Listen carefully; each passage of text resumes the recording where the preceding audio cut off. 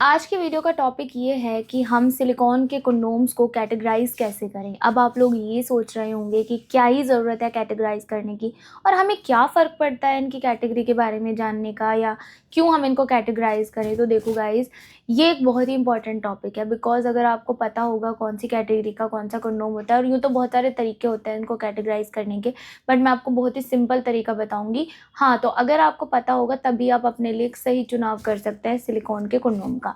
पहले नंबर पर आते हैं फुल्ली स्ट्रेचेबल, यानी जो पूरी तरीके से खिंच जाते हैं, वो होते हैं ड्रैगन कंडोम, वंडर कंडोम, और भी बहुत सारे कंडोम है। बस आपको ये देखना है कि वो फुल्ली स्ट्रेचेबल है या नहीं। तो ये फुल्ली स्ट्रेचेबल है, यानी इनके लिए आपको अपने प्राइवेट पार्ट का साइज़ पता होना चाहिए। अगर आपको अपने प्राइवेट पार्ट का साइज़ पता होगा तभी आप इनको ले सकते हैं, बिकॉज क्योंकि पूरी तरीके से खिंचते हैं, लचीले होते हैं, स्ट्रेचेबल होते हैं, तो हर किसी को ये फिट नहीं आते। इसमें आपको साइज़ का फिक्स पता होना ज़रूरी है, और इसके लिए एक फ़िक्स साइज़ ही सेट किया जाता है। यानी अगर आप इन कंडोम्स को पहनेंगे और ये आपके साइज़ के अकॉर्डिंग बने नहीं हैं, तो ये आगे से लटक सकते हैं।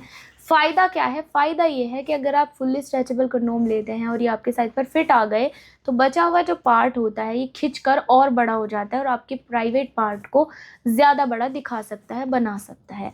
ऑफ़ कोर्स इनका फ़ायदा भी है, और नुकसान सिर्फ यही है कि आपको साइज़ पता होना चाहिए। अगर आप अपने साइज़ का सिलिकॉन कंडोम नहीं लेंगे स्ट्रेचेबल वाला, तो ये आपको फिट नहीं आएगा और वेस्ट हो जाएगा। दूसरे नंबर पर आते हैं माइल्ड स्ट्रेचेबल। तो जो माइल्ड स्ट्रेचेबल वाले कंडोम होते हैं ये खिंचते हैं ऑफ कोर्स, लेकिन बहुत कम, बिल्कुल थोड़े बहुत ही खिंचते हैं।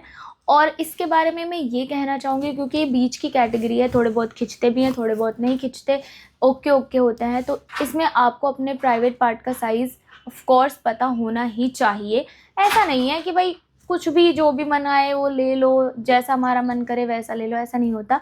इसमें भी आपको कहीं ना कहीं आपका साइज़ पता होगा तभी आप इसको पहन सकते हैं। ठीक है, ये खिंचता भी है पर ये खिंचता भी नहीं है, मतलब ये बीच का है। तो इसमें भी थोड़ा बहुत आप पहले पता कर लो, उसके बाद इसको ट्राई करो।